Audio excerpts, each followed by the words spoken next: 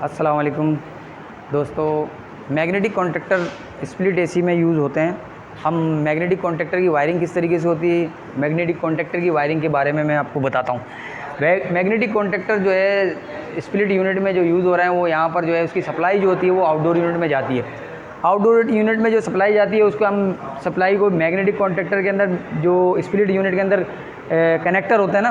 Connector के अंदर हम सप्लाई देते हैं। तो फेज़ हम कनेक्टर के अंदर देंगे और न्यूट्रल भी हम कनेक्टर के अंदर देंगे। न्यूट्रल फेज़ जब कनेक्टर में आ जाएगा, यहाँ से हम क्या करेंगे, मैग्नेटिक कॉन्टैक्टर के जो पोल होते हैं उनके अंदर हम फेज़ दे देंगे। यहाँ से मैग्नेटिक कॉन्टैक्टर के थ्रू कनेक्टर के थ्रू जो है इस पोल के अंदर हमने फेज़ दे दिया है और इसके दूसरे पोल में भी जो है हमने फेज़ दे दिया है। ठीक है। तीसरे पोल को जो हम यूज़ कर रहे हैं हम वो न्यूट्रल के लिए यूज़ कर रहे हैं। आप न्यूट्रल के लिए भी यूज़ कर सकते हैं, आप यूज़ करना चाहें कर लें, नहीं करना चाहें आप उसको डायरेक्ट भी कैपेसिटर के लिए लेके जा सकते हैं। तो हमने फेज़ जो है पोल के अंदर यूज़ कर लिया और फेज़ को जो है जैसे हम प्रेस करते हैं, मैनुअली प्रेस करते हैं, अगर सप्लाई ना दे तो मैनुअल प्रेस करेंगे तो ये क्या होगा, कॉन्टैक्ट्स क्लोज करेगा और फेज़ फैन मोटर में भी चला जाएगा और फेज़ कंप्रेसर में भी चला जाएगा। यानी कि कंप्रेसर डायरेक्ट पुश करने पर क्या होगा, कॉन्टैक्ट्स क्लोज करेगा और कंप्रेसर और फैन मोटर में फेज़ चला जाएगा और न्यूट्रल अगर जा रहा होगा तो कंप्रेसर और फैन मोटर एक साथ ऑन हो जाएंगे। अब अगर हमने इसको डायरेक्ट यानी कि पुश करने पर तो हो रहा है, बाज़ औक़ात ऐसा होता है कि हम पुश कर देते हैं और ये इसकी रिले इसके अंदर जो एक कॉइल होता है वो मैग्नेट बनाता है और उसके ज़रिए ये क्या करता है, कॉन्टैक्ट्स को क्लोज़ करवाता है पोल के। अगर ये कॉइल ख़राब हो जाए तो उस सूरत में ये क्या होता है, कॉन्टैक्ट्स क्लोज़ नहीं होते, यानी कि ये पोल जो है सप्लाई को आगे नहीं देंगे। तो इसलिए हम क्या करेंगे, इसके अंदर इसके यानी कि इसकी जो है कॉइल है इसको सप्लाई किस तरीके से दी जा रही है, तो इसकी सप्लाई जो है हम इसके न्यूट्रल कनेक्टर के अंदर जो न्यूट्रल दिया है वो हम इसके A2 में दे देंगे। ठीक है ना, कॉइल के जो मैग्नेटिक कॉन्टैक्टर का कॉइल है इसके A2 में दे देंगे और इसके A1 जो है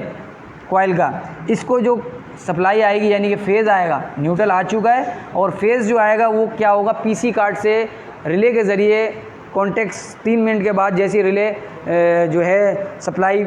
आउट करेगी कंट्रोल वायर के ज़रिए, वो वापस उसको बोलते हैं कंट्रोल वायर। कंट्रोल वायर के ज़रिए वापस इसके अंदर जो है वो आएगा कंट्रोल होके और जैसे ही 3 मिनट के बाद सप्लाई आती है ये यहाँ पर मैग्नेट बनेगा और ये क्या करेगा, सर्किट को क्लोज़ कर देगा, यानी कि कॉन्टैक्ट्स क्लोज़ हो जाएंगे और सप्लाई जो है हमारी इसके कंप्रेसर के कॉमन में भी चली जाएगी और फेज़ कंप्रेसर के कॉमन में चला जाएगा और ये दूसरा यानी कि ये पोल से फेज़ जो है फैन मोटर के कॉमन भी चला जाएगा। अब न्यूट्रल जो है इसके पोल को हमने न्यूट्रल के लिए यूज़ किया तीसरे पोल को, तो ये न्यूट्रल जो है इसके थ्रू भी जा सकता है। मैंने जैसे पहले भी बताया है कि हम पोल के थ्रू भी यूज़ कर सकते हैं और अगर पोल यूज़ ना करना चाहें तो हम डायरेक्ट भी यूज़ कर सकते हैं। तो इससे ये होगा, जैसी control wire PC card 3 minute के बाद सप्लाई जो है कंट्रोल करके भेजेगा तो कॉन्टैक्ट्स क्लोज़ होंगे, अदरवाइज़ कॉन्टैक्ट्स क्लोज़ नहीं होंगे।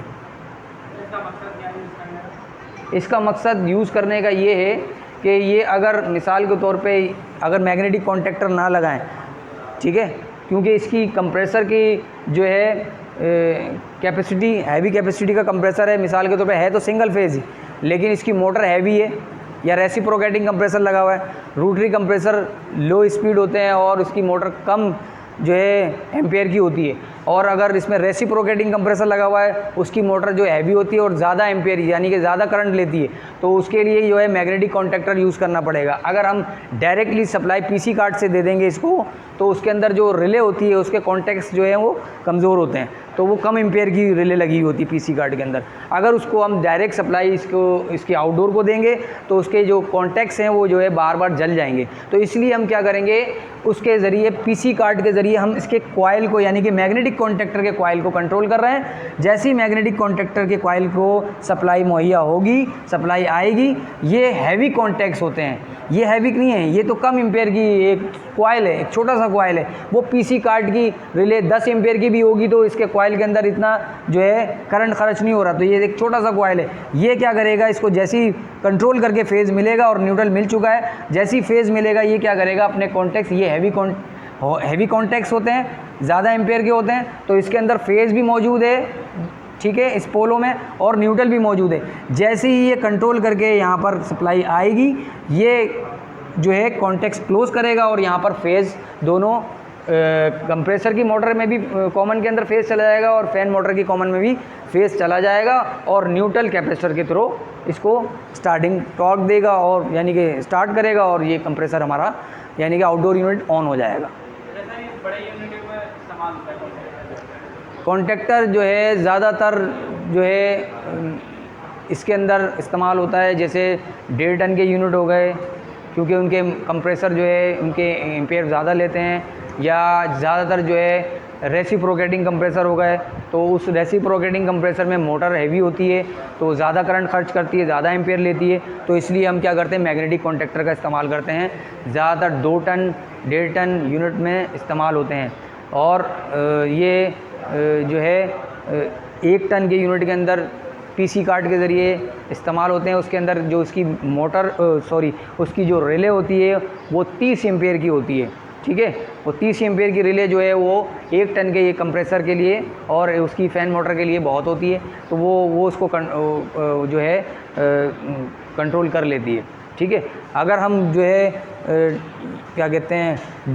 बड़े यूनिट्स के अंदर ज़्यादा एम्पेयर की मोटर के साथ यूज़ करेंगे या ज़्यादा एम्पेयर के कंप्रेसर के साथ यूज़ करेंगे, तो वो कॉन्टैक्ट्स जो हैं वो स्पार्किंग हो के ख़राब हो जाते हैं, जिसकी वजह से वो रिले जल जाती है, ठीक है। इसलिए हम मैग्नेटिक कॉन्टैक्टर यूज़ करते हैं। शुक्रिया।